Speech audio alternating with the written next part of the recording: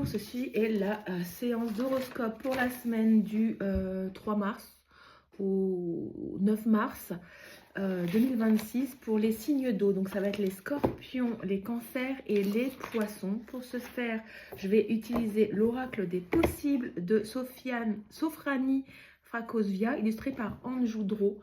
Je l'aime beaucoup pour faire des guidances générales. Il répond bien aux questions. Donc on va commencer et je vais compléter avec un oracle que j'ai eu sur Fému, que j'aime beaucoup, avec des petits messages comme ça de guidance. Alors on va faire les messages généraux pour les signes d'eau et à la fin je fais une carte message guidance par signe. Alors c'est parti. Alors évidemment ce sont des guidances générales, ça ne va pas parler à tout le monde, donc vous prenez ce qui vous parle, si ça ne vous parle pas, c'est pas grave. Allez, c'est parti. Les signes d'eau.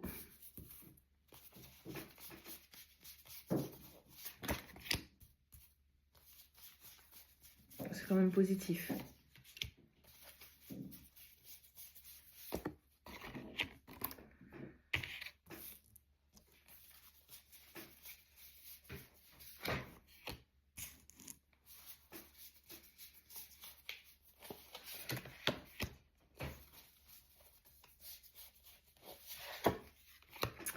Alors, actuellement, c'est possible que les signes d'eau, vous soyez dans le doute, la confusion, ou vous ne soyez pas vraiment dans l'instant présent parce que votre esprit est un petit peu...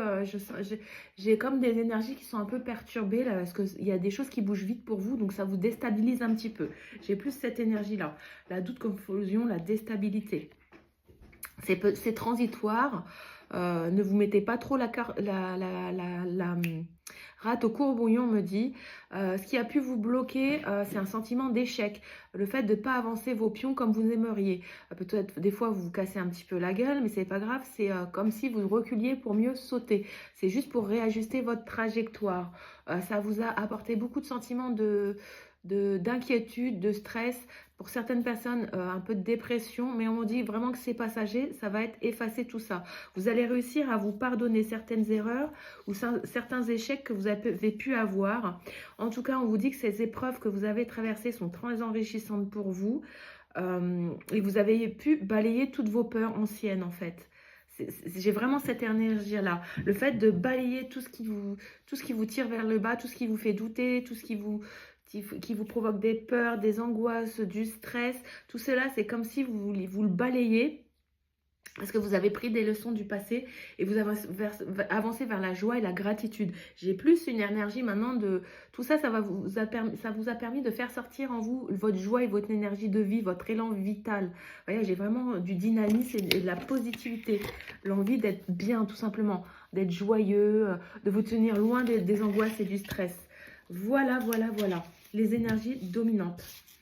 Après, c'est possible aussi qu'il y a des personnes qui vont dépenser un petit peu d'argent cette semaine parmi les signes d'eau. Des dépenses qui sont à prévoir. Là, c'est vraiment des sorties d'argent. Il y a peut-être des personnes qui vont gagner de l'argent également. Mais moi, j'ai plus des sorties d'argent. Voilà. Alors, maintenant, on va faire votre message pour la semaine par signe. Alors, je commence par les scorpions. On vous dit, maintiens tes frontières. Des relations saines nécessitent des limites claires. Elles protègent ton temps, ton énergie et tes émotions contre une consommation excessive. Ce n'est qu'en apprenant à dire non et en respectant tes principes que les autres te respecteront vraiment. Vous voyez, c'est ça que je vous dis. Il y a des gens qui essayent de vous mettre en échec ou qui vous font douter, etc. Vous balayez tout ça ou qui essayent de vous rendre triste. Vous balayez tout ça et vous posez vos limites claires et saines. Ensuite, on a les cancers. Je ne connais pas tous les signes d'eau. Hein. Les cancers, qu'est-ce qu'on vous dit pour cette semaine, les cancers? Apprends à te réconcilier avec toi-même. Dis-toi, je fais de mon mieux et maintenant je vais lâcher prise. Nous avons souvent des attentes trop élevées envers nous-mêmes et nous nous blâmons constamment pour des échecs, c'est ce que je vous parlais, passés. Se réconcilier avec soi-même est un art de l'acceptation. Ce que je vous disais, vous pardonnez. Acceptez vos échecs, vous pardonnez... toute cette confusion que vous avez pu vivre, voilà. Et là, vous allez vraiment vers des énergies de joie, hein, d'acceptation, de joie, de paix, et que vous allez vraiment vers des énergies positives. Donc, réconcilier avec vous-même. Et ça ira beaucoup mieux, vous serez dans des énergies beaucoup plus joyeuses. Hein. Et on a les poissons. Les poissons. Qu'est-ce que j'ai pour vous cette semaine, les poissons? L'amour attire les âmes ensemble. L'amour est une énergie réciproque. Lorsque les âmes sont attirées les unes vers les autres, elles grandissent ensemble et se réalisent mutuellement. Dans une relation intime, exprime ton amour par des actions, un câlin, un compliment ou une attention désintéressée. Voilà.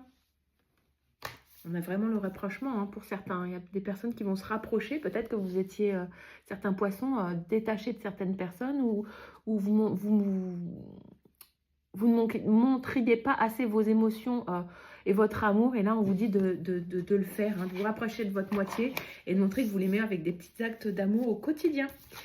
Voilà, j'espère que cette guidance vous parle. N'hésitez pas à me laisser des commentaires sous cette vidéo. Ça me fera plaisir d'avoir vos retours et ça me permet de continuer cette petite vidéo. Ça m'encourage à continuer en tout cas. Bonne semaine à vous.